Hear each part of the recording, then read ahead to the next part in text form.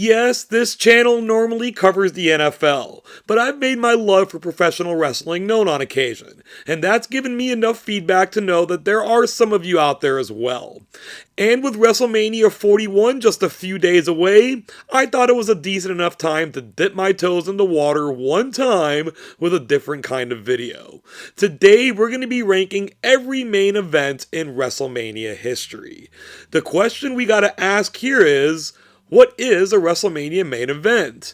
In the past, WWE and its nominal predecessor, the WWF, have advertised multiple main events for a single show. WrestleMania 8 immediately jumps to mind, but it's mostly simple. The main event is the final match, regardless of WWE's marketing strategy. But since 2020, WrestleMania has become a two-day event. Does that mean that each night gets its own main event, as WWE purports they do? Or is it only the final match on the second day? For a while, I've been of the mind that only the final match on day 2 was the true main event, treating the break between day 1 and day 2 as a long intermission. The difference here is that after an intermission, you're basically getting the same crowd back. Under this scenario, you're getting a mostly different crowd and theoretically an entirely new crowd. While I stubbornly lean toward a single main event, for this countdown, we are going to include those matches from day 1 as well, partly because that would include some great matches that I don't want to leave out if I don't have to. So it won't be 40 main events, it's going to be 45. The rating system here is pretty simple. We're going to go through 5 categories. First is build, where we look at everything leading up to the match's opening bell. Then we have 2 match categories, the story and the work rate. Does the match have a clear and compelling narrative, and is the in-ring work good? An example here is the Jimmy and Jey Uso match last year at WrestleMania. The story was excellent, but the in-ring work was lacking. Next, we have aftermath. What takes place right after the bell to end the match rings? My favorite match of all time is the Ultimate Warrior against Randy Savage at WrestleMania 7, and part of the reason for that was the post-match angle between Savage, Sensational Sherry, and Miss Elizabeth. This matters. And the last category is significance. Do we know we're witnessing some kind of history? Does this change the direction of the company? Does it perhaps signal a new era? All these categories are graded on a scale of 1 to 20, giving us a maximum score of 100. There will be no ties here. Half-point ratings were given where ties needed to be broken. I'm going to try and be as objective as possible here. My personal favorite WrestleMania main event comes in here at 4th place, which I think is deserved. But if this was a subjective list, it would have been at number 1, no questions asked. We've got 45 matches to get through, and this has already been perhaps the longest intro in the history of this channel. So we'll try and get through it as efficiently as possible. I apologize in advance for the lack of very deep dives. I do want to take one moment here, though, to thank you for joining us today. We are on to the countdown. Let's start at what is generally regarded as the worst Mania of all time, WrestleMania 9. The main event was supposed to be Bret Hart against Yokozuna, but we got a special extra match, and because it was a match, and because it went on last, the true main event of WrestleMania 9 was Hulk Hogan defeating Yokozuna for the WWF Championship. Now, as far as the build to this match goes, I guess Hulk Hogan gave an interview beforehand challenging the winner, and Hulk kind of got a blessing from Bret Hart to go into the match. The story of the match was, I guess, defending Bret's honor or defending America's honor, or Hogan just wanting the title. As far as the work rate goes, I'll say this, Hogan dropped the big leg without injuring himself or Yokozuna, so that's a good thing, I suppose. This crowd was stunned, no doubt, and they did cheer to an extent because it's Hulk Hogan after all, but there was plenty of WTF going around as well. The significance of this was bad. Hulk Hogan was supposed to be retired. We knew that wasn't the case, but in storyline, that's what it was. He did come back. He got DQ'd debuted in a match earlier in the night, and now he's the champion again, with Bret Hart brushed off to the side. Just like how the SAT gives you some credit for putting your name on the damn thing, this isn't a 0, but it's still a very bad score of 21. Up next is a fairly recent main event, but also a rather unfortunate one from New Orleans.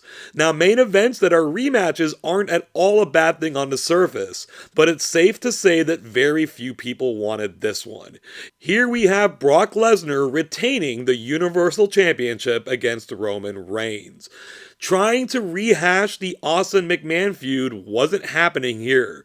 The crowd was way too into the know, and while Roman was right about Brock being a corporate favorite, so too was he, and it all rang so hollow. The story of this match apparently was just that Roman Reigns is really hard to put down.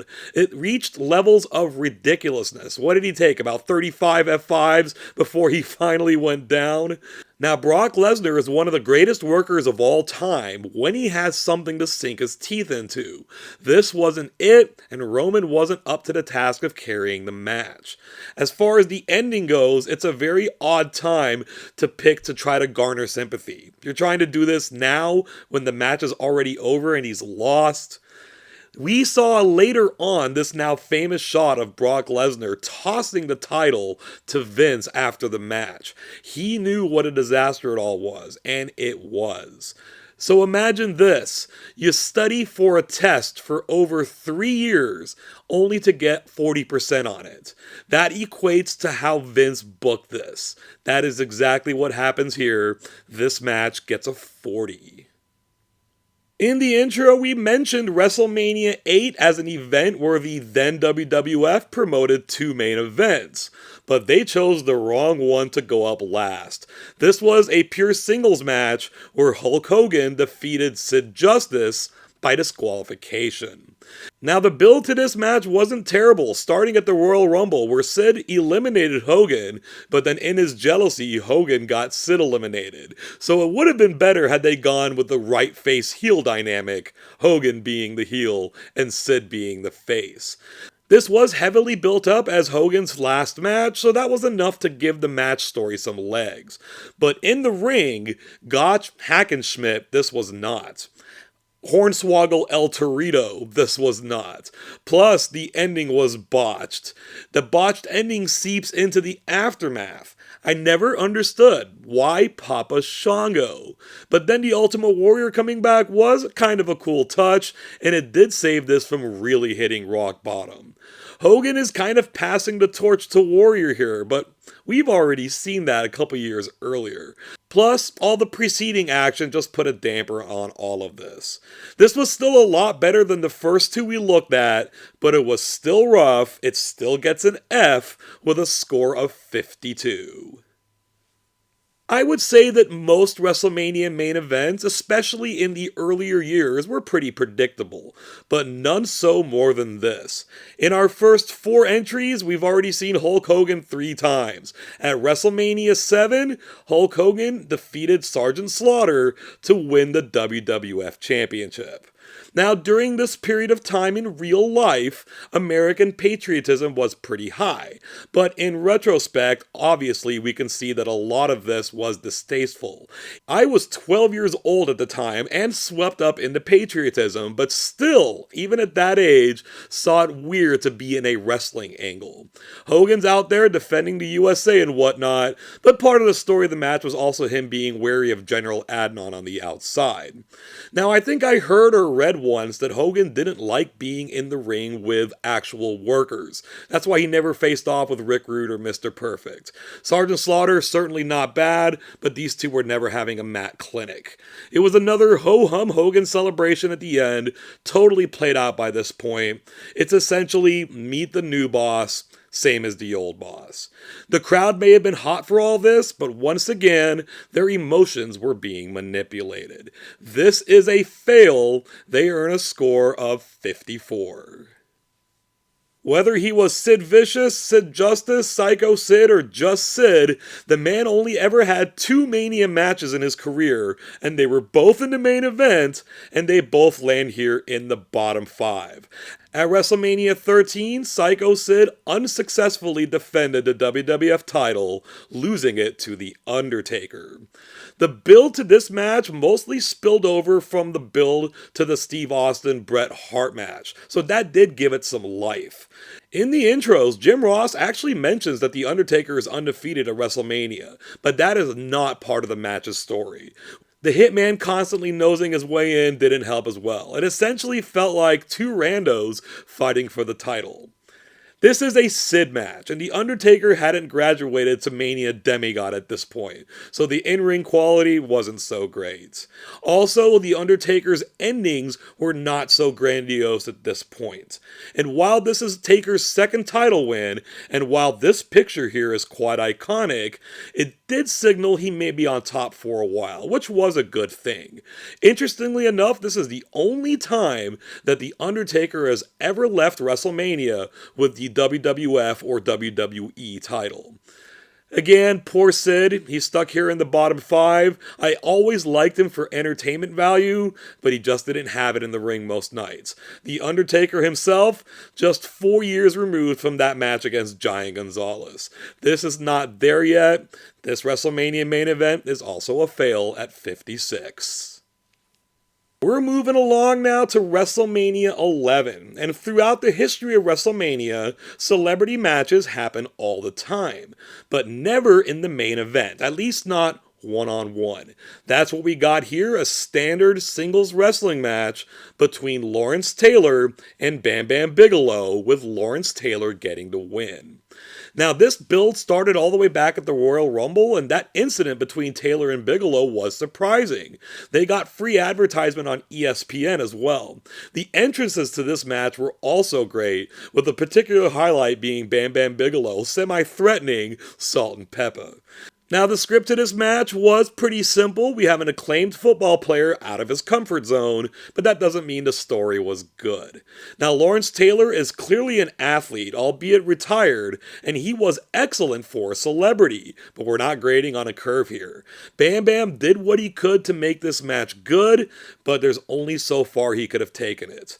Now, the celebration afterward was pretty fun, with LT being lifted up by his All-Pro team, while Ted DiBiase was berating Bam Bam Bigelow on the way out.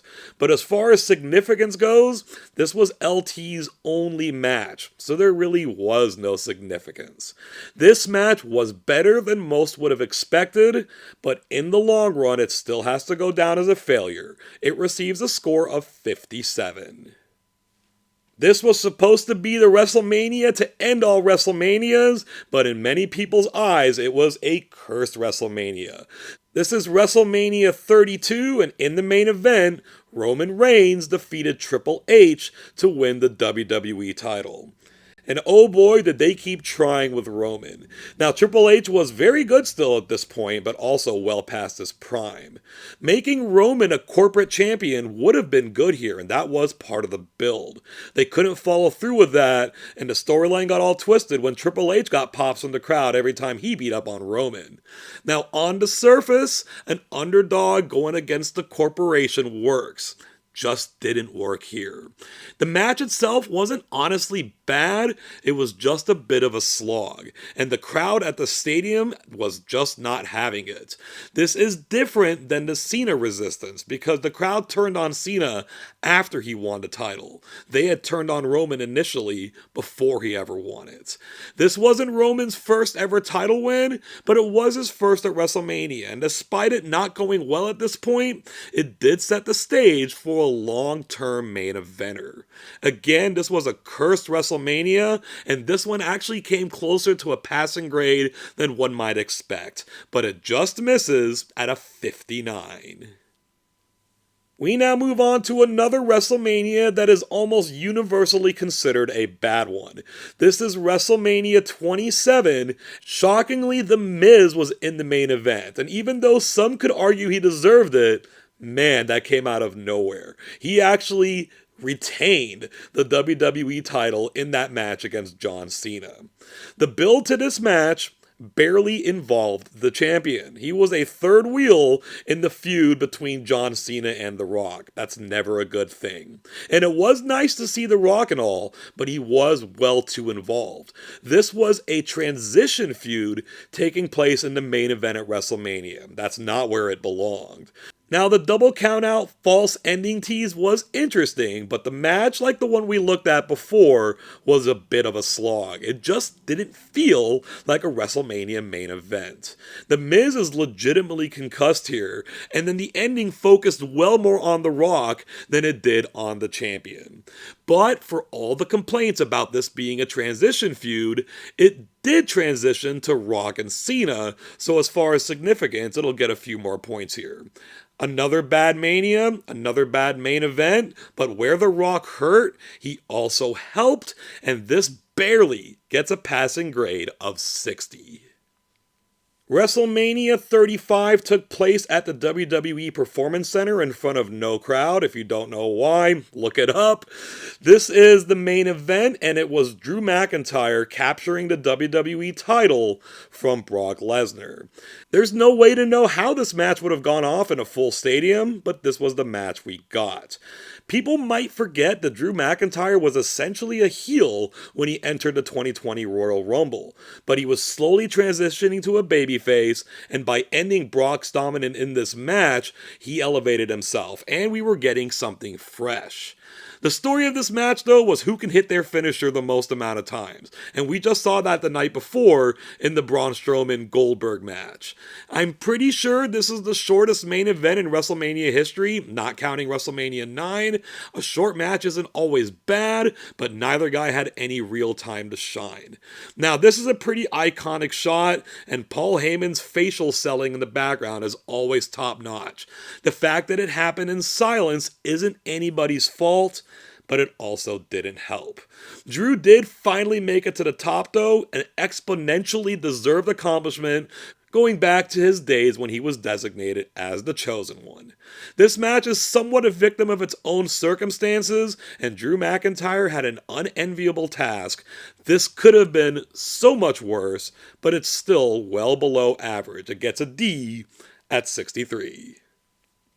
Hindsight will suggest that a different match should have been placed in the main event, but this was a less obvious thought than people realized at the time. We head on over to WrestleMania 18. In the main event, Triple H defeated Chris Jericho to win the undisputed WWE Championship. Now, this is one of the saddest pictures ever. This is the champion heading into WrestleMania, and in the build to his match, he's walking a dog.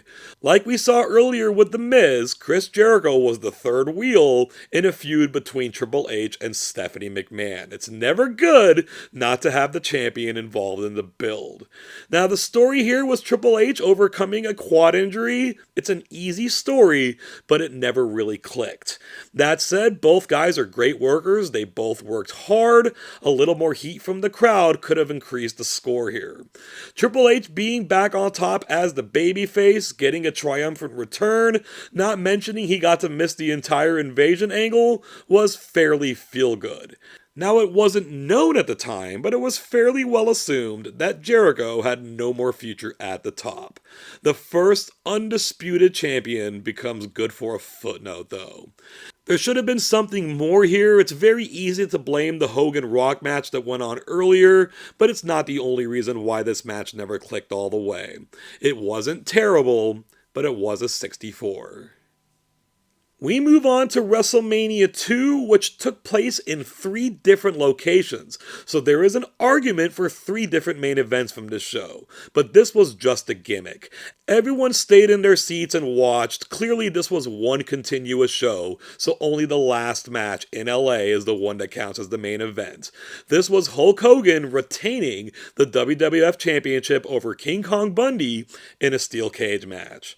The story here was an injury angle coming from a monster heel. It's ABC storytelling, especially given the times. It was good, but it was also a late build. Hulk Hogan entered the match taped up, they got the steel cage going, the gimmick was still pretty hot, it made for a pretty good story. But inside the ring, not so much. There's only so much King Kong Bundy could do, and even the steel cage restrained some. Hogan winning was no surprise, but beating up Bobby Heenan in the cage a little bit got the crowd into it a little, I guess. Hogan remained on top as champion, which didn't change anything. That's not always a bad thing, as we'll see later, but it seems like King Kong Bundy's run here just so happened to coincide with WrestleMania. Not so much a big-time match in the long run.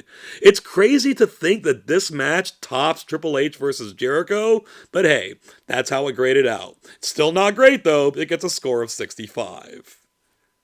We land now at WrestleMania 25 with yet another argument for the wrong match being in the main event, but also it was way less obvious than people realized at the time. This is Triple H retaining the WWE Championship against Randy Orton. Now, the build for this match screamed WrestleMania main event. It was absolutely phenomenal. Orton was doing peak character work at this time. We had the home invasion, Orton attacking the McMahon family. This was a true blood feud. But that feud was absolutely bludgeoned by the stipulation, where if Triple H got disqualified, he would lose the title.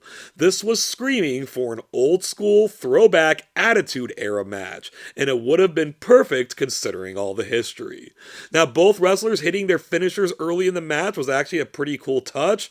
I wish they'd put over finishers as finishers, meaning that there needs to be some damage done after a sufficient beatdown before the finisher has any effect. Nothing really special here in the end. Triple H won, Orton left, Triple H celebrated. Hooray.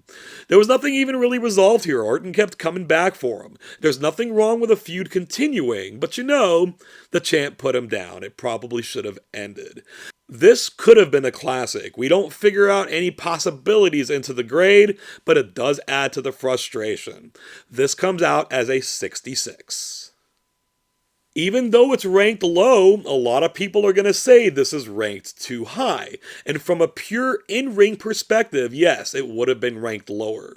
But we're doing a total grade here, so WrestleMania 33 lands here, with the main event being Roman Reigns defeating The Undertaker in a standard singles match. The build to this match started when Roman eliminated The Undertaker from the Royal Rumble. It was at least a new feud for Roman Reigns, but it kind of feels like this didn't do enough to earn the main event spot.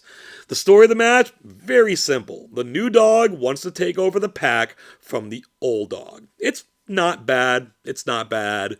Now, as far as the actual match goes, even The Undertaker hates this match, and it's why it did not stand as his retirement. A poor quality from an aging Taker, and Roman Reigns is no ring general at this point, so they couldn't put it together in the ring. Now, as far as the aftermath goes, I ain't ashamed to say that this made me cry. At the time, I couldn't watch it live because I was working nights. I sat down to watch the show, and I watched it until 10 in the morning. And even though I was exhausted, this one hit me hard. Now, it turned out not to be the end for The Undertaker, but we didn't know that then.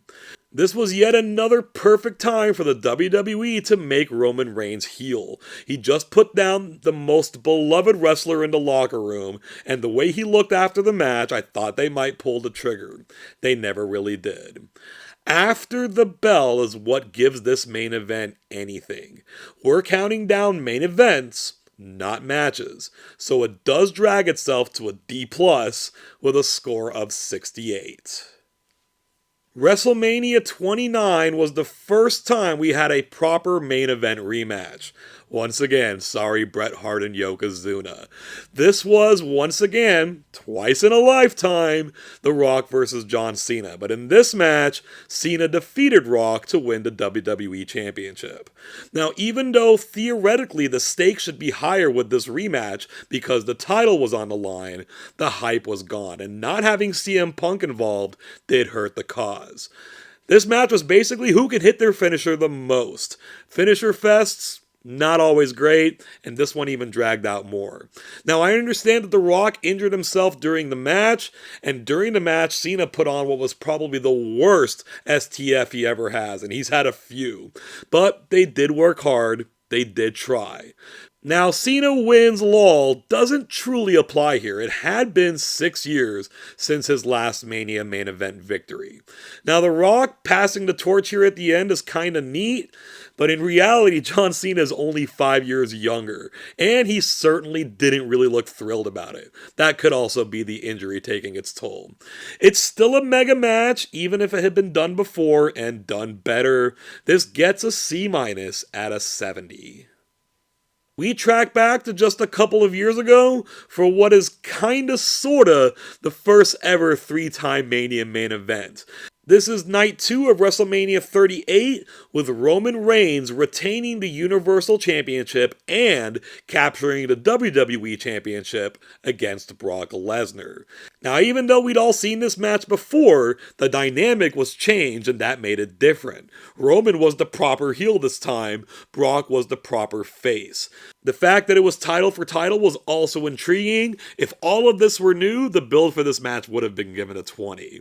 There was no real discernible story. The best we can do is to say that this time Lesnar was against Heyman instead of with him, and I also understand that Roman may have got injured at some point late in the match, which may have explained the abrupt ending. But we did get the abrupt ending and it hurt it. The match didn't need to be an hour long, but it still felt cut off.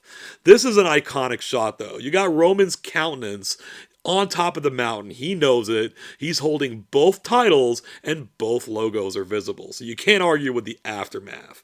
The significance here is that the tribal chief is here to stay. It was a bit too predictable, and ironically, this could have worked better against any other credible opponent, but Brock was still great. What's old is once again new, but it felt new enough. It may have not completely been their fault, but the match did fall way short of its original billing. It will get a score of 71. Oh, I wanted this match to be ranked so much higher because this is the one WrestleMania that I have attended live. We're calling it WrestleMania 16, but it was referred to as WrestleMania 2000. We had a fatal 4-way elimination match in the main event, with Triple H retaining the WWF title against The Rock, Mankind, and The Big Show. Now, the build to this match was all over the place. The match itself kept changing. Adding a McMahon in every corner was kind of criticized at the time, but it made some sense. At a time where WWF and WCW were seeing wrestlers jump ship a lot, why not push some of the people who will never leave, that being members of the McMahon family? Now, this was supposed to be Mick Foley's last match, and once they got the Big Show out, itself a mini story within the match, it had a decent flow. Again, once Big Show was out, the match itself was pretty okay. A standard Attitude Era all over the place kind of match. That'll do for a solid C as far as in-work quality goes. Now, Triple H winning the match did please me. I was the only person in my section rooting for him. But in reality, it kind of went down a little flat. But Stephanie getting beat up at the end sent him home happy, I guess. That said, it was very significant. This was the first time a heel ever won the main event at WrestleMania. Now, maybe you could argue I have some personal feelings about this. Maybe I upped the score of this match just a little bit because most of the matches on this WrestleMania actually felt like Raw throwaways. But it's getting placed here. This match scores a 73. We're now here at WrestleMania 4, and this was the first time we as an audience entered a WrestleMania not knowing what the main event was gonna be. It turned out to be a match for the vacant WWF Championship, where Macho Man Randy Savage defeated Ted DiBiase.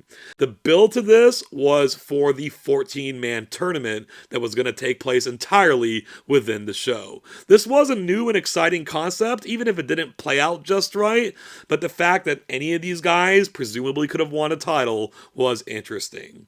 Now, the story to this match was Miss Elizabeth being in Savage's corner, being unable to counteract Andre the Giant on the outside in DiBiase's corner, and her going to get Hulk Hogan in the moment made all the sense in the world. Now, this match had two first-class workers who just didn't get the time to put together a compelling match, especially considering all the outside shenanigans. A lesser pair would have gotten an even lower score. Also, the fact that the match was short can be attributed to the tournament all taking place on one night. Now, earlier on, Hogan helped the story of this match, but not here. Who won this match anyway? I half expected Hogan to snag the belt and take off with it. He needed to get out of the ring and let Macho have his moments. But this was still a big deal. The WWF had Hogan on top as a babyface, and no one else could even breathe in his air. And now, not only was the Macho Man there on top, he was accepted on top. For such a wham bam, thank you ma'am kind of match, it still had some juice to it, and except for Hulk Hogan's antics, it probably maxed out its grade at a 74. I do believe that the Macho Man was the first ever WWF champion to turn heel while champion. If that's not the case, please let me know. But entering WrestleMania 5, he would be defending his title in the main event, but he lost that match to Hulk Hogan. Now, even to this very day, this might be the best long-term story that WWE has ever told. The Mega Powers explode. Of course, they got one thing wrong. Hogan was the true heel, and Macho was the true face. Still, this build was amazing. The story of the match was Hulk Hogan getting beat up for about 20 minutes, hulking up and winning in seconds. This is Cena wins LOL before Cena wins LOL. Somewhere, The Miz is gently nodding his head. But inside the ring, Savage certainly carried the match, and I will say that Hogan's selling was pretty good. Now, Hogan's only starting his second run here, so it's not a bad ending altogether. I wonder if they could have used Miss Elizabeth in the ending? Maybe, maybe not. It did mean that Macho could no longer coexist with Hogan with both of them as faces, and that was unfortunate. And with Hogan now the champ, Macho was done at the top. Pretty sad, but this will get a score of 75.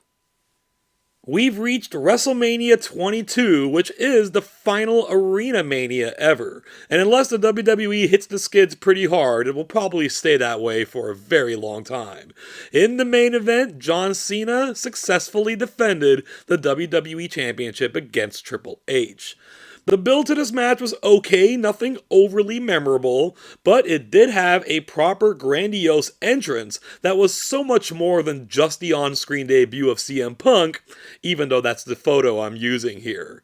This wasn't Cena's first rejection, but it was the most boisterous. The reaction of the wrestlers did add to the overall atmosphere.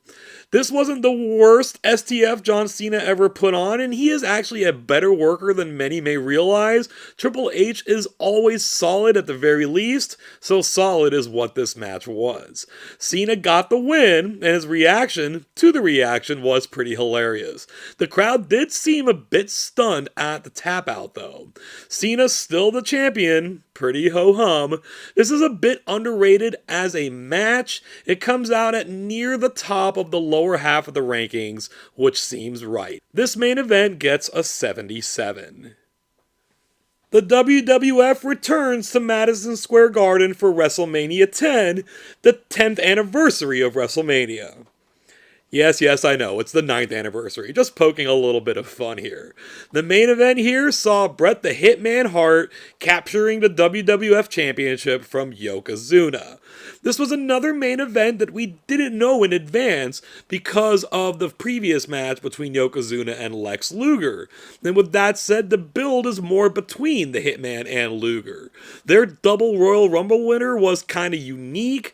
The match itself had a pretty straightforward story, the technician taking on the immovable object. And with Yokozuna, we do mean immovable. Bret made this better than he had any right to. Speaking of better than it had any right to, a score of 20 here would usually mean each wrestler getting a 10. We'll give Yoko a 1 and Bret a 12. It did have a bit of a weird ending, but the crowd absolutely went nuts. The celebration after the match, though, was quite a moment, moment, with the babyface parade coming into the ring being pretty cool.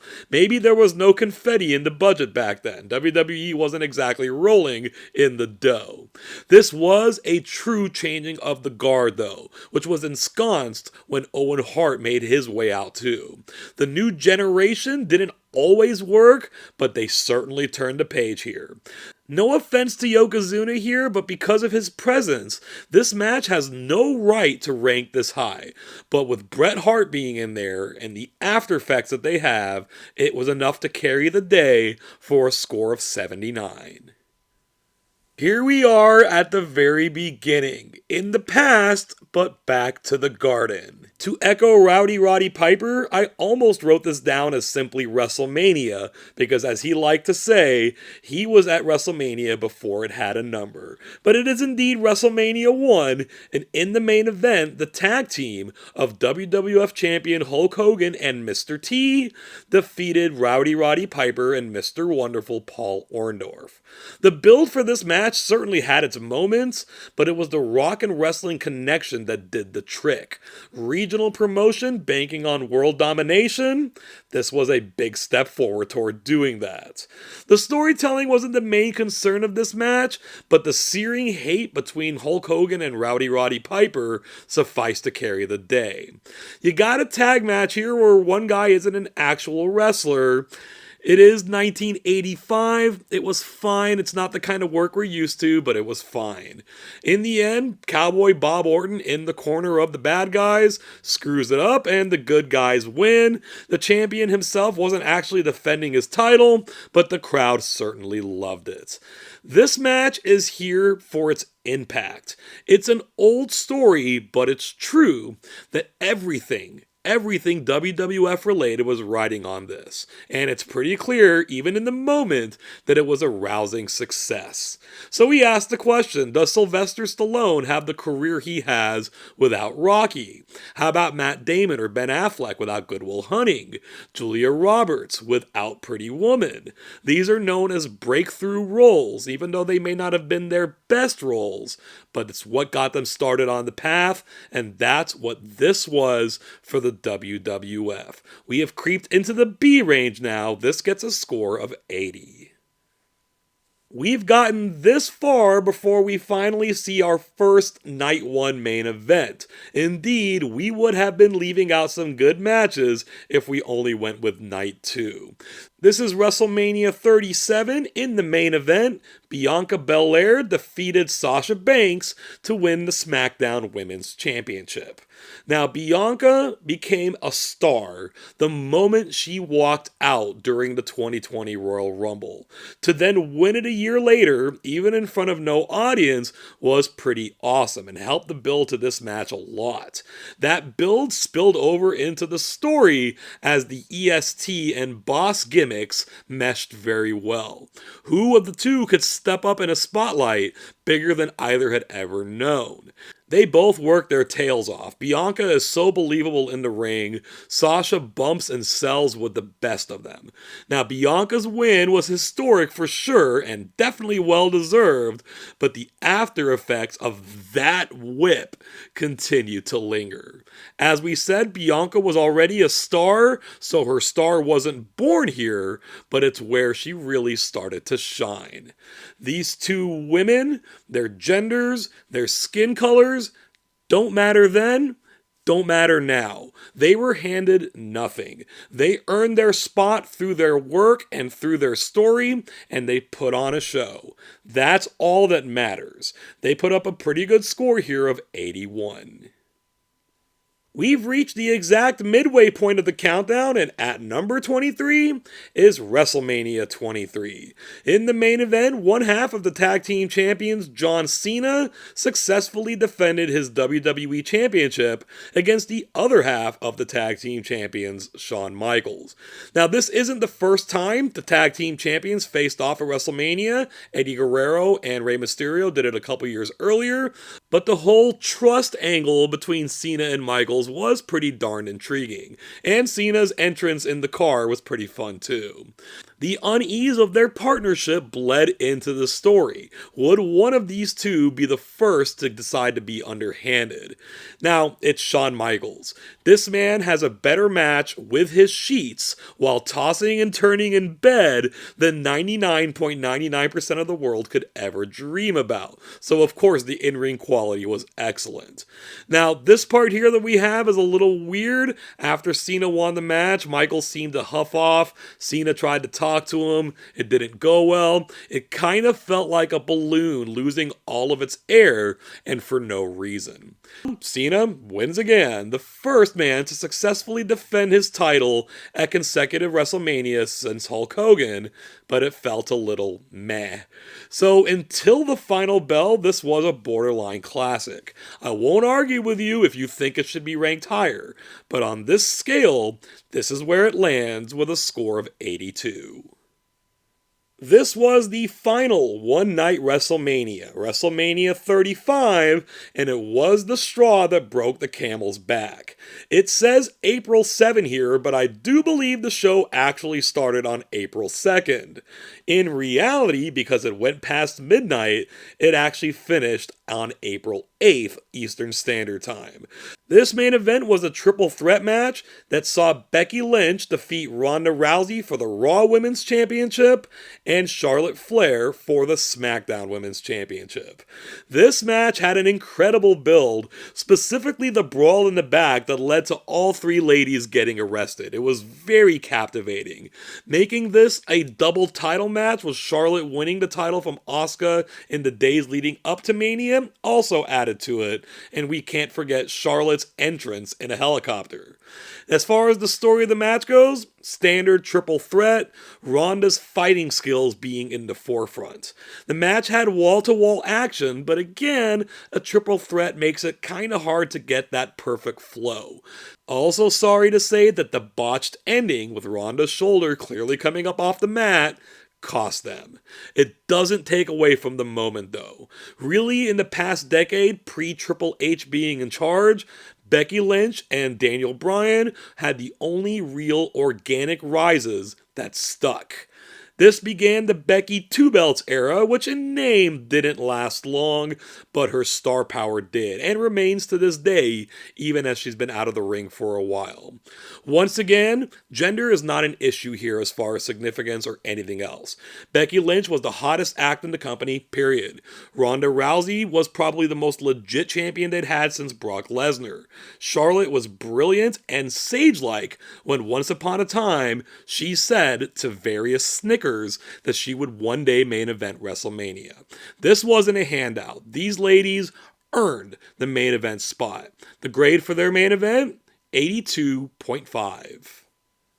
For those of you who are South Park fans, like I am, you will know that member berries are a real thing. This is the night one main event at WrestleMania 38, and in a standard singles match, Stone Cold Steve Austin defeated Kevin Owens. Now, for a moment, it seemed like the main event of this WrestleMania would actually be an edition of the KO show. Austin not being around for the build helped it, with KO carrying it flawlessly because he's KO. And we did get the KO show, but the transition into a match was perfect. This was a classic Attitude Era style, but it gets bonus points for the nostalgia.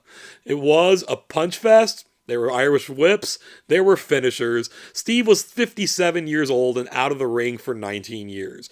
What more can you expect? All that said, it still turned out pretty solid. Now, Steve Austin celebrating in Texas with beer? Yes, please. It was old hat, of course, but still great hat. This was not really all that significant. It wasn't the beginning of an Austin comeback or anything, but emotion, and again some nostalgia, carries the day. There are a lot of matches that we've already listed that were better than this one, but as an event, it was great. Despite all this love being thrust on Austin, we cannot shortchange Kevin Owens here. He was amazing. This event gets an 83.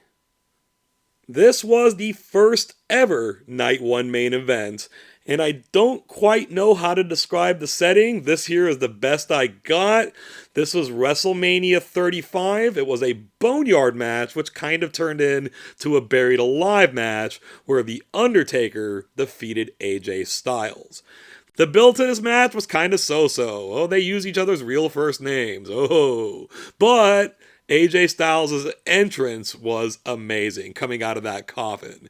The Undertaker embracing his biker gimmick worked for this. Taker's talk to AJ during the match was awesome. Him having to overcome the club, all great. And it's weird to say this for a wrestling match, but it had excellent cinematography. Now, this wasn't a standard wrestling match. It was just an outdoor brawl, but you still gotta make it believable. You still gotta sell, and both of them did. Come on now, look at this picture. And with the tombstone behind it, it let us know that Taker was still king of the literal yard. Now, in hindsight, this match was extremely significant, as it did turn out to be Taker's last match. We didn't know that then, but it still carried a lot of significance with it. Talk about making the best out of a bad situation. Who knows what the original plan for this match was? It may have been good, it may have even been great, but it was probably unlikely to top this. AJ and Taker bring forth a score of 84. We've got ourselves yet another Night 1 main event, and as of recording, the most recent. This is from WrestleMania 40. The Rock and Roman Reigns teamed up to defeat Cody Rhodes and Seth Rollins, meaning that the stipulation for the Night 2 main event would be Bloodline rules. Now, the build from this one pretty much entirely could have been focused on that press conference. It was must-see TV, plus the prospect of a corporate Rock being reborn for real and back in the ring was pretty awesome. There was also the intrigue of Cody Rhodes and Seth Rollins teaming up. The story of this match was The Rock taking charge, threatening the referee, the Bloodline rule stipulation running through it. It made for riveting television. And while everybody worked hard, no question about it, tag matches can be tough as the formula is normally pretty ABC. We have Cody in the middle of the ring taking the loss again, this time to The Rock. This was high-level drama and was a perfect setup for the next night. This was really only hurt by predictability, but it was still really well executed. It was an appetizer for sure. But nachos and mozzarella sticks are also considered appetizers, and they're freaking amazing. This gets a score of 84.5. Only one time in WrestleMania history was a main event announced 1 year in advance. This was it, and it was worth the hype. WrestleMania 28. Once in a lifetime between John Cena and The Rock. In this standard singles match, The Rock got the victory. This was a slow burn build. It took a year after all, and The Rock was absent for most of it. But the two of them tagging together at Survivor Series was fun. They had epic entrances. This was a big money match, and it felt like it going in. You technically had two generations colliding. You had a part-timer against a full-timer. Either one of them are equally good at making the crowd eat out of the palm of their hands. Okay, maybe The Rock's a little better, but Cena was pretty good at it too. The match itself was better than was probably expected by many. It was a bit stale, which was to be expected. The Rock had been out of the ring for a long time. It had a great ending with Cena's hubris costing him, spilling into the aftermath as well. This was the first time, believe it or not, The Rock had ever won the main event at WrestleMania. Cena was looking and feeling lost, in need of redemption. The significance here was excellent. This was kind of the original finish the story. We didn't quite know it then, but that's what it turned out to be. The anticipation for this match was through the roof. As far as long-term slow burns go, it's not quite as good as Walter White versus Gus Fring, but that's okay. It was still phenomenal. The match itself was more than adequate. This comes in with a score of 85. When you have two megastars on your roster at the exact same time, Yeah, you throw them in the ring together for the main event at WrestleMania. Duh. This is WrestleMania 15. Stone Cold Steve Austin defeats The Rock to win the WWF Championship. Now, they've had history going back to their mid-card days to this point. There's nothing wrong with doing the same story twice, but if this was indeed Austin's first climb up the ladder, this would have scored a 20 out of 20 for Build. It was still awesome, though. It was Austin McMahon redo, but Vince had mega firepower this time with The Rock. Could Austin overcome? The story of this match also included Mick Foley as a great ace in the hole. Said it before, we'll say it again, this was a standard Attitude Era match, but the two of them were full go. It was a replay of the previous year, this time without a certain Nintendo licensed boxer, but like fine wine, it was still great. The Austin era wasn't born, but it returned. Still hard to match the original though. Think the Mighty Ducks 2 versus the Mighty Ducks 1. This was The Rock's first time on the main stage, and he proved he belonged, paving the way for a long career himself, even though it's been interrupted over the years. It lives long in the memory and gives us a score of 85.5. We've talked about unannounced main events for WrestleMania before, and this was technically that, not by design, but by storyline. In WrestleMania 31, the main event was Seth Rollins defeating Roman Reigns and Brock Lesnar to win the WWE Championship. The build to this one was kinda rough, encapsulated by this horrific and hilarious tug-of-war over the title. The Roman rejection was in full force here, add in the seeming inevitability of a Roman win, and there wasn't a whole lot of excitement for this one. But the match was great, starting with the story behind it. It told us that Brock Lesnar was too much for any one person to handle, and anytime Roman took back a little control, it was either through luck or through a mistake by Brock, and Brock kept fighting back. And the story really hit a crescendo when Seth Rollins arrived. Now, it looked like Brock was ready for this one, he was motivated to prove the doubters wrong, Roman sold his ass off, so the in-ring quality was excellent. But back to Seth Rollins. What a shocker. And what a performance by Seth. Yes, he wasn't in the physical match very long, but his facial expressions sold everything. How significant was this? Well, it was the first ever Money in the Bank cash-in at WrestleMania. It was also the first ever cash-in during a match, which set a new precedent. Some may have saw a cash-in coming, but after the match, not during it. This opened so many storyline doors for WWE moving forward. It was indeed the heist of the century. I wouldn't be able to find any better words to describe it. If the Roman Reigns reaction was more mixed instead of overwhelmingly negative, and if the build was a little bit better, this could have been near the top. As is, despite the shortcomings going in, this one gets a score of 86. WrestleMania 1 was monumentally important, but this one, WrestleMania 3, was the one to seal the deal, but its placement here at this point in the list might be controversial. Let's get through it.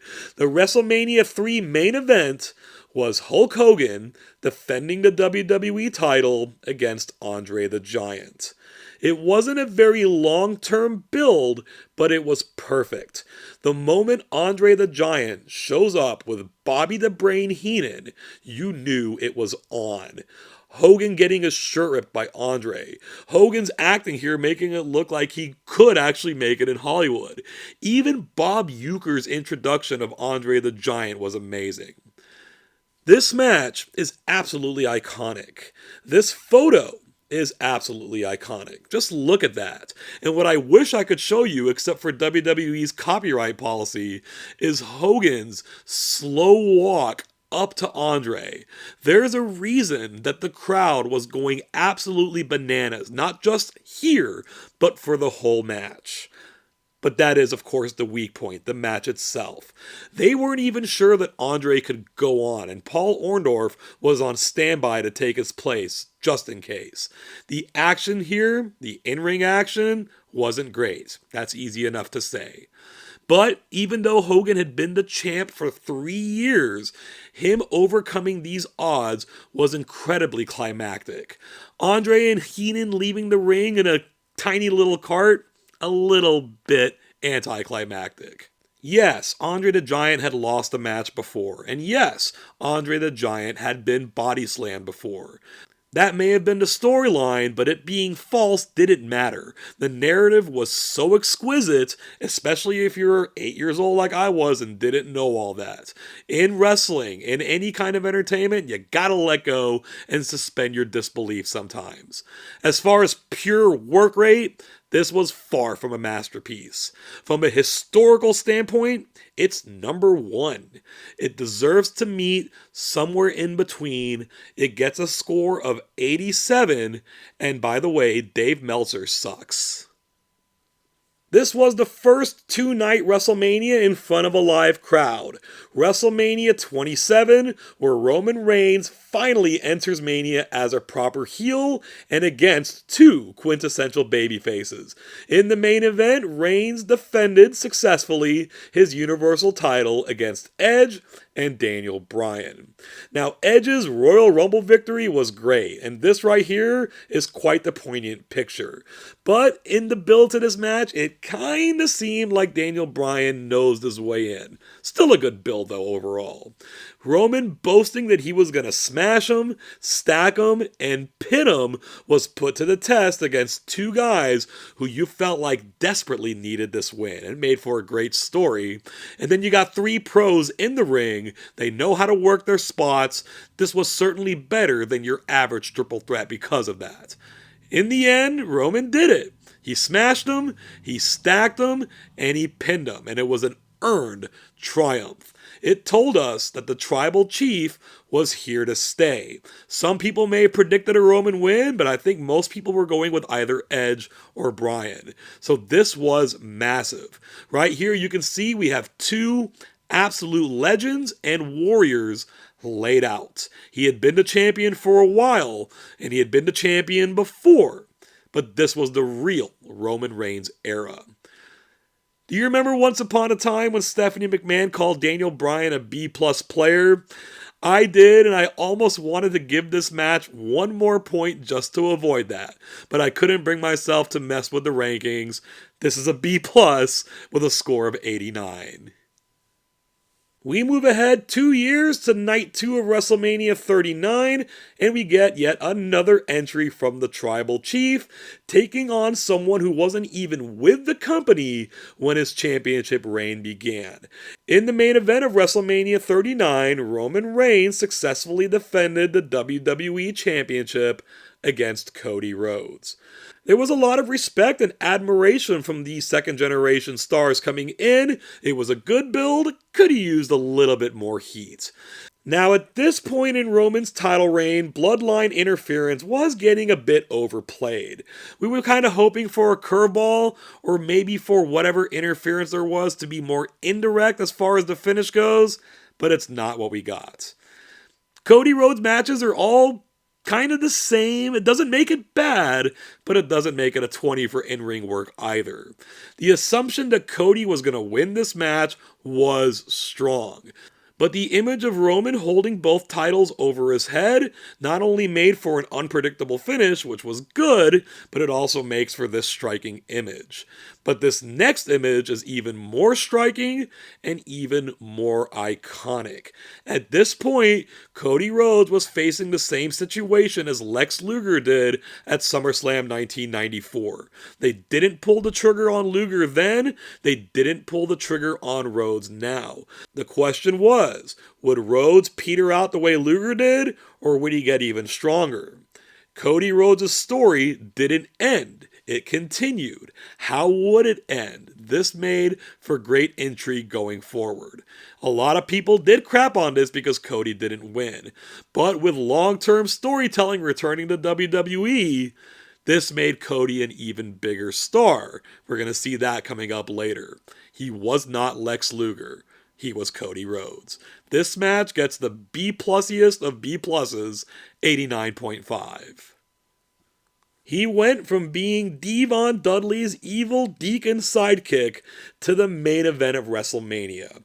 We're looking here at WrestleMania 21. I think a lot of people would rank this lower. Try to hear me out here. In the main event, Batista defeated Triple H to capture the World Heavyweight Championship. Part of what makes this so high is the build, and it goes all the way back to after SummerSlam when Randy Orton became the World Heavyweight Champion. He got the thumbs down, and he got kicked out of Evolution. The attempted manipulation of Batista by Triple H and Ric Flair hilariously failed, made for great TV, and then Batista giving them the thumbs down was the chef's kiss. Now, the mentor versus student storyline sounds pretty obvious, but go back through WrestleMania main events. It didn't really happen all that often. You had the power of Batista versus the scheming cerebral assassin of Triple H, made for great chemistry, made for a great story. Now, at this point in his career, Triple H was a total ring general, but Batista didn't need a whole lot of guiding. They meshed well in the ring. Still, there was something flat about it at the end. Batista won, yes. It was a great moment, yes. But, something seemed missing. The significance, though, was meaningful. With John Cena's earlier win and Batista's win here, both of these guys were being crowned as first-time champions at WrestleMania, so it felt like a new era. The flatness of the ending and the general consensus that this match was only okay will cause some to question how high this ranking is. But Triple H was a boss here in putting over Batista. He made him look like $1,000,000. I get it. I get people thinking differently, but there was so much working here. This match gets a 90. Bubbling under the surface for 1 year was WWE's next gigantic star. And here we now are at WrestleMania 14, realizing that reality. In the main event, Stone Cold Steve Austin takes the WWF Championship away from Shawn Michaels. Hey, remember that Nintendo licensed boxer we mentioned earlier? Of course, that's Mike Tyson. This was celebrity involvement that felt legitimate. And it wasn't just Austin and Tyson. HBK, as the champion, was not pushed off as a third wheel, seemingly in league with Tyson himself. Now, this was Steve Austin's final rung of the ladder. HBK being legitimately injured to the point where he needed to retire made for good storytelling in this match, but he was so hurt that it also hurt the match. That's, of course, not his fault. It's just the way it played out. If we had just about anyone else in Shawn Michaels' shape during this match, the work rate rating for this would have plummeted. He left it all out there. And we have to mention the ending sequence that led to the final stunner was pretty awesome. Michaels getting one from Tyson after the match probably wasn't his favorite moment, especially after they dropped the shirt on him, but it was memorable. And, oh yeah, by the way, after all this, Steve Austin was now finally the WWF champion. Jim Ross said it himself. The Austin era has begun. Indeed, the Attitude Era had begun. It's not hyperbole, given the competition that existed between them and WCW, that this main event saved the WWF. If Shawn Michaels is fully healthy, this match would be near the top. Austin himself is said to hate the match, but that's probably for the potential it had, not what it gave us. This was great. It gets a 91. We've now reached the top 10 at WrestleMania 24. After 11 years, The Undertaker finally returned to the main event stage. I watched this show, but actually missed this match live because of some ex-wife stuff. Crazy lady, don't want to talk about it. In that main event, The Undertaker defeated Edge to win the World Heavyweight Championship. There's a deep history between these two, all the way back to the Brood and the Ministry. Edge, in singles matches at WrestleMania, was undefeated, while of course The Undertaker had the streak. This made Edge a viable streak breaker. And of course, we finally got a full Undertaker entrance in the main event of WrestleMania. Now, Edge was certainly a star, but he could have been legendary in this match, and that was his goal. You had Taker's suit bones, Edge's conniving style. Styles indeed make fights. It was certainly a great worked match, but this right here is the aftermath of Charles Robinson's mad dash to the ring being one of WrestleMania's greatest highlights ever. What a champ that guy was. We got to see a full Undertaker win celebration to end the show, which is not to be taken for granted. The tap out was becoming more common in WrestleMania main events, but it was still a little unexpected here. The streak lived on. Taker's the world champion. All is well in the world. The main event of this match could have easily been the triple threat between John Cena, Triple H, and Randy Orton, so it was a small surprise to see this match get the slot, but a pleasant surprise. It was a great match, a great main event, and it doesn't always get the love it deserves. It scores on this scale a 91.5. This is an underrated candidate for the greatest WrestleMania of all time, and it did supply us an all-time great main event. WrestleMania 19's last match saw Brock Lesnar defeat Kurt Angle to win the WWE Championship. Now, as a general rule, whenever Paul Heyman is involved with something, it automatically gets better. And this is a good feud to this point as well, especially given that the two have very similar backgrounds.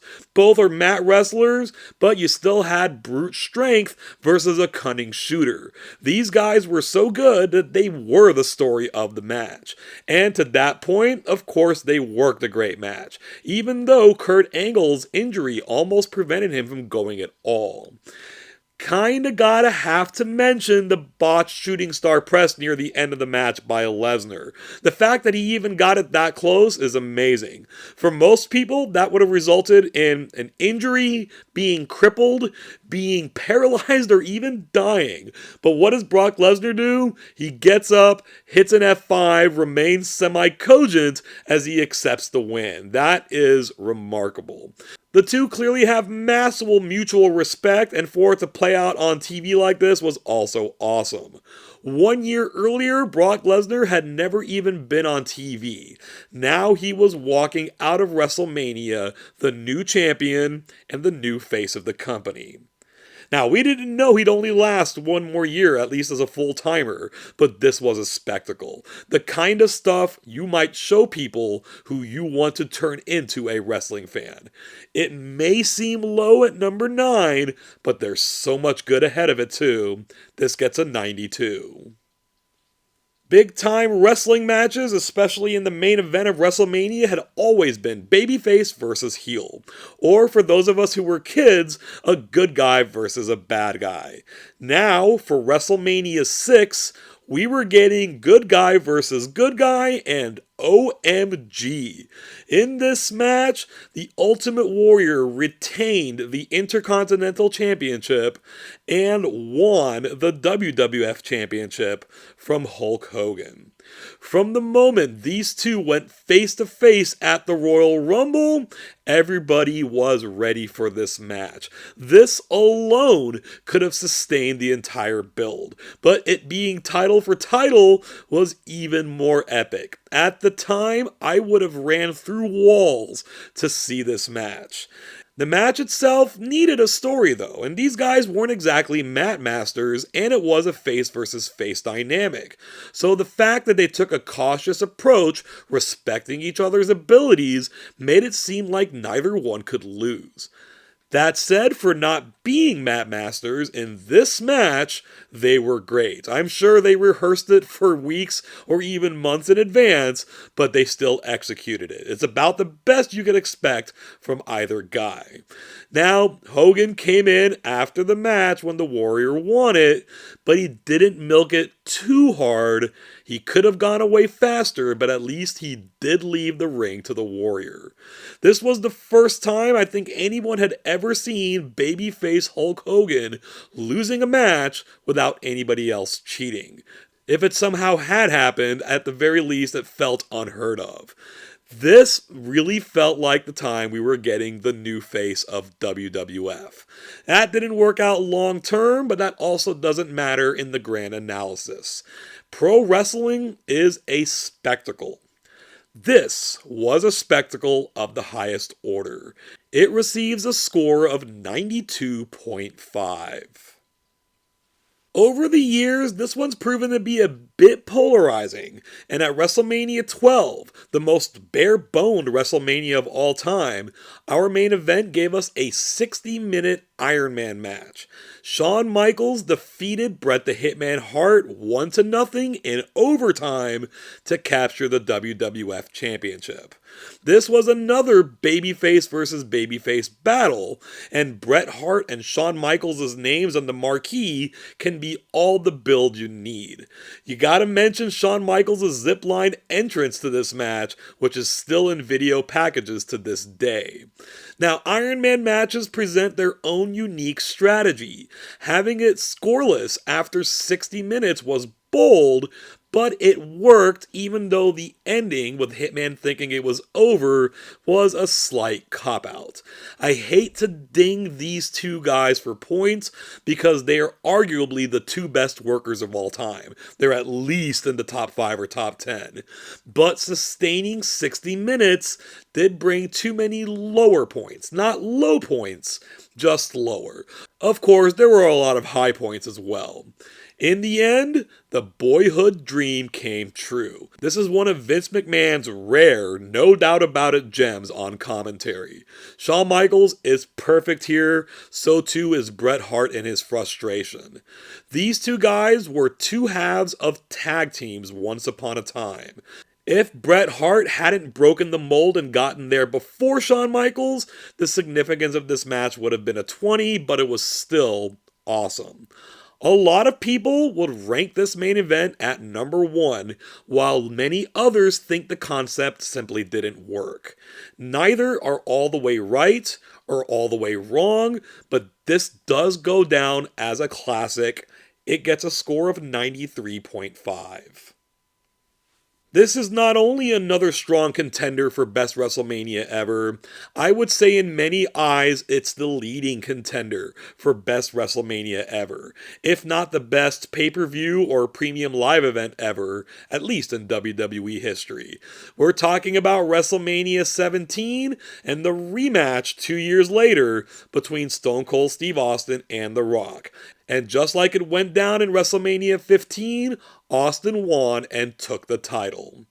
We said that a marquee with Shawn Michaels and Bret Hart's name on it can sell it enough. Well, Steve Austin and The Rock can do it as well.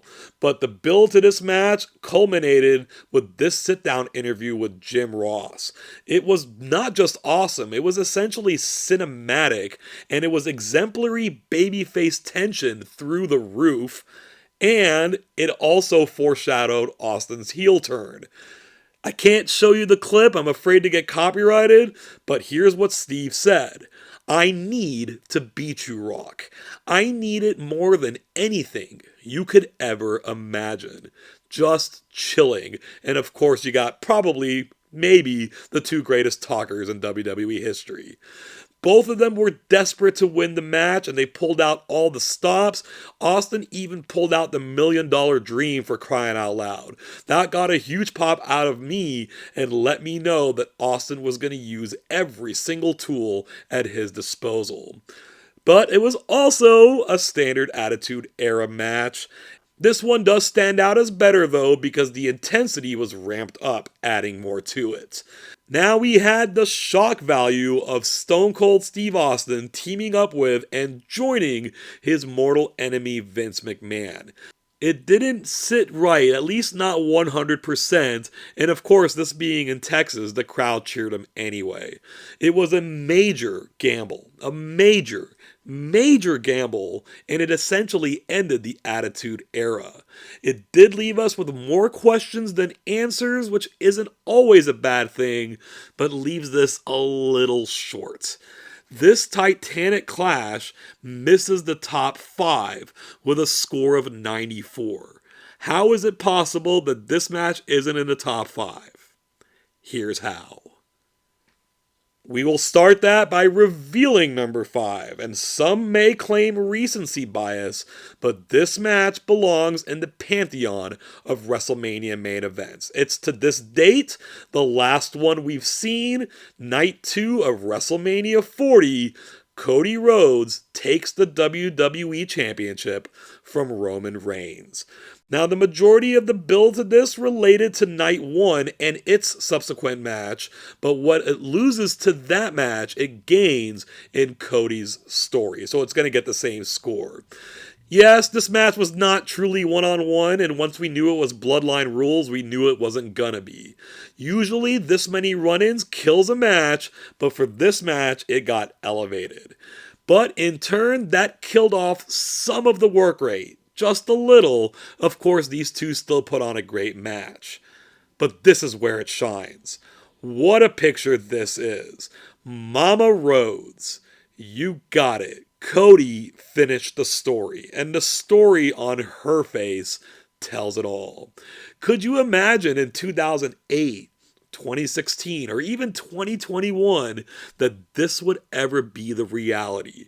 The Empire falls. The kayfabe dawn had arrived. The in-ring match was an absolute banger, but to say that they nailed the post-match is an absolute understatement. You don't even have to be a big Cody Rhodes fan to appreciate it. I like Cody, but I'm not a big fan of his, and I felt all of this. The score for this one is 94.5. We had a fatal 4-way in the main event of WrestleMania before, but we never had a one fall to a finish triple threat match. And at the main event at WrestleMania 20, we got maybe the best triple threat match of all time, certainly in WWE. Now, due to real life circumstances, it's been washed away. If somehow you don't know what I'm talking about here, feel free to look it up. The main event of WrestleMania 20 saw Chris Benoit defeat Triple H and Shawn Michaels to win the World Heavyweight Championship. The build here started with just Triple H and HBK, but Chris Benoit won the Royal Rumble and made the jump from SmackDown to Raw, setting a new precedent, but early on he kind of felt like a third wheel. Going into this match, it seemed the story was pretty much set in stone. Shawn Michaels was there to do the job so that Triple H didn't have to. But that's not what happened. Benoit proved to be the champ by beating the champ, and shockingly at the time, tapped him out. The first time the WrestleMania main event ever ended in a submission. These three absolutely worked their tails off, and the flow for a triple threat was as good as it gets. This should be required viewing for any wrestler who wants to pull off a good triple threat. What a moment this was, though. So hard to put into words. Within 4 years, they were both gone. But in that moment, like I said, it's just hard to put into words. The rating for significance here is a little tricky. With these two guys in the ring, it did seem like a new page was being turned, but the idea of the old guard coming back for their titles lingered. Bell to bell, the best triple threat match in WWE history. And if you recall, way back at the beginning of this video, I said the number 4 entry on this list was my favorite WrestleMania main event. This was it. It's my second favorite match of all time, behind Ultimate Warrior Macho Man from WrestleMania 7. Say it was biased that I put it up here, but I believe this to be a justified ranking. This main event gets a score of 95. Speaking of contrarian claims, many may also say recency bias on this one, but this match was off the charts and then some. For night 1 of WrestleMania 39, the main event saw Sami Zayn and Kevin Owens capturing the unified tag team titles from Jimmy and Jey Uso. The build for this started right here at the Royal Rumble after the match between Roman Reigns and Kevin Owens. This might be the single greatest angle WWE ever did. They could have waited 2 months and this build still would have got a 20 out of 20. But then add in the intrigue with Jey Uso and Sami Zayn, Sami and Kevin Owens taking time to gel. If I were Dave Meltzer, I'd break my own system and give it a 25. But I'm not Dave Meltzer. This right here is the look on Sami Zayn's face just before putting Jey Uso away. Former enemies, they became pals, then they became enemies again. It's just fantastic television. This was Sami Zayn, at least at the time, closing the door on the bloodline. What a moment. What a story. And it wasn't just that. These four worked a hell of a match. It had the standard tag team script for sure, but the difference here is like Ian McKellen reading William Shakespeare versus Pete Davidson reading William Shakespeare. The emotion, the elation. Isn't this what professional wrestling or sports entertainment or whatever you want to call it is all about? They took a piece from the bloodline, a piece, but a big piece. Is this the best tag team match of all time? I don't know. Is it the best WWE tag match of all time? I don't know. But is it the best WrestleMania tag team match of all time? By a country mile. This main event, yes, gets a score of 97. When we were talking about Becky Lynch getting over organically in a prior entry, we meant that, but it was also understood that Vince McMahon was a big fan. That wasn't the case here, and Daniel Bryan at WrestleMania 30 and beforehand got over organically. Our second worst Mania main event took place in New Orleans, so too does our second best one. In a triple threat match, Daniel Bryan defeated Randy Orton and Batista to win the WWE World Heavyweight Championship. Just like we said, this was organic. It was encapsulated by Stephanie McMahon calling Daniel Bryan a B-plus player. And then you had Occupy Raw, all just to give Bryan a chance to get into this main event. Batista had to be involved, I suppose. He won the Royal Rumble. He was doing promotion work for his acting career, but he did add his portion. It probably would have been better one-on-one between Bryan and Orton, but it was still great. The stretcher bit during the match was a tad much, but it did help get over the story. This particular moment that led to the stretcher spot didn't work out too well for Orton. He hit his back on the edge of a TV monitor, but they worked the spot and they worked the match just fine. Now, bell to bell, we're going to say that Benoit, Michaels, and HBK match was better. But in the total picture, we've got to look at this. Now, celebrations at WrestleManias ending with a 0 is apparently a thing. WrestleMania 10, 20, and 40 all saw it. But no other wrestler entered the ring to celebrate with Bryan other than his wife. But every fan was in there with the ring with him, if not physically, then in every other way, and passionately so. Daniel Bryan being at the top of the card when it meant to be the big hulking Batista, Vince caving to the fans, this was pretty damn significant. Just like with Cody Rhodes, you don't have to be a massive D-Bry fan to appreciate this, and even though circumstances meant it didn't work out in the long term, this was a watershed moment. WrestleMania 30's main event gets a score of 97.5.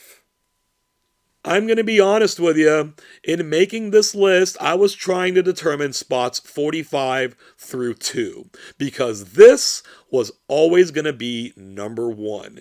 No titles on the line in the main event of WrestleMania 26, but some things are bigger than titles. In the main event, The Undertaker retained his undefeated streak at WrestleMania, defeating Shawn Michaels and ending his career. WWE needed 3 words to push this match: streak versus career.